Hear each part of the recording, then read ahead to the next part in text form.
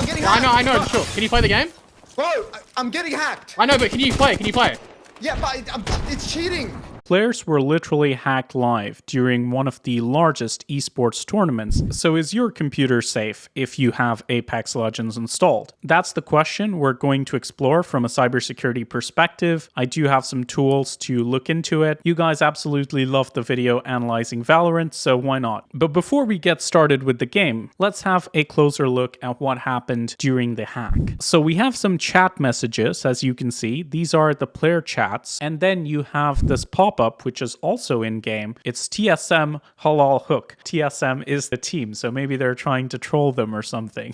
Cheating is halal, LOL. And to make it worse, the menu that pops up has all these different items, different cheat items for grenades, target lock, and then one of them is Vote Putin, which is also checked. Now, TechCrunch actually interviewed the hacker who did this, and he said he did it for fun and complained the reason he had to do this in a massive tournament like this is because EA doesn't have a public bug bounty program. He also described a little bit of what he actually accomplished and how he did it. And even though he hasn't mentioned which specific vulnerabilities he exploited, there are some things we can infer. For example, he said that the vulnerability has nothing to do with the server, and I've never touched anything outside of the Apex process. And this is really important because it suggests the hack did not originate from the computers. A lot of people panicked. They thought it's a remote code execution vulnerability, so maybe you could have ransomware on your system while you're playing the game. Maybe somebody could hack into your YouTube account or Twitch account. The possibilities we're going to talk about right now. So first off, let's look at how much Apex embeds itself in your system. The launcher for this, being EA, unlike Riot Games, is a lot easier to terminate. It likes to run a background process or service. Apart from the EA desktop exe here, there are two live components to this, but that's just the beginning of it. Let's see what happens when we actually launch the game. So if we open Apex Legends,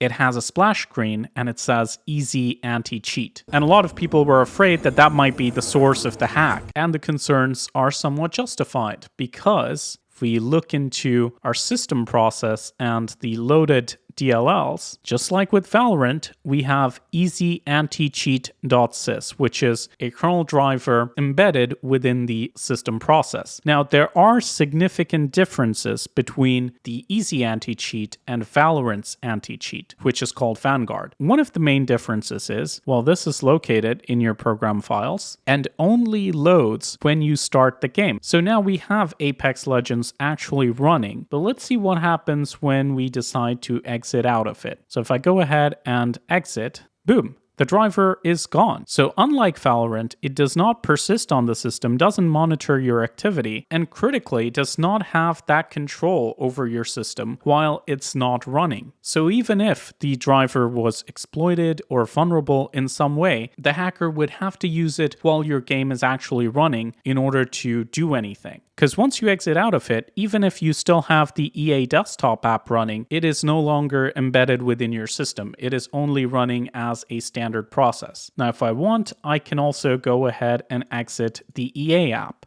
And boom, that's gone.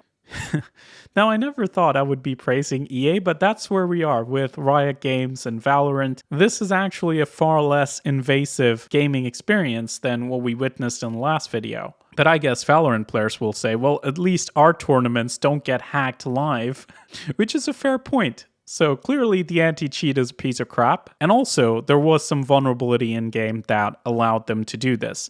Now my guess is, based on the hacker statements, this is not a vulnerability that can impact other parts of your system if it's associated with the Apex process. Because the Apex process is not embedded in your system. The only thing that is the anti-cheat driver, and even that exits when you quit the game. So it would be a pretty poor attack vector in that sense. The only time it would be relevant is when somebody's actively playing the game and streaming, like during the tournament. Could it be used to target an average player and try to steal their information? Well, we don't know. But again, it's not going to be as potent of an attack vector because you'd have to have the game running for it to work. On the other hand, with Valorant, the thing literally embeds itself at startup. So you could be using your computer, never playing the game, and if somebody manages to hack that driver, you're screwed, which is not as much of a risk here. Again, I have to be very careful with my words because nothing is impossible when it comes to hacking, but at least I can say it seems less likely. Now I know you gamers really like to panic about DDoS attacks, and that's where the sponsor of today's video can be helpful. CrowdSec is an open source intrusion prevention system. You can simply create an account, sign in, configure your systems using the documentation, and it can help you block DDoS attacks, brute force attacks, and temporarily ban the hackers or the IPs that are originating those. You can also subscribe to block lists of known malicious IPs that are searching the networks trying to hack people. Now, this is obviously great for servers. You can implement it at the network level, install it on Linux, your routers, whatever, but it can also run on Windows. And the best part is, because it's open source, anybody can sign up. You can access their threat intelligence. If you wanted to look up a random IP address,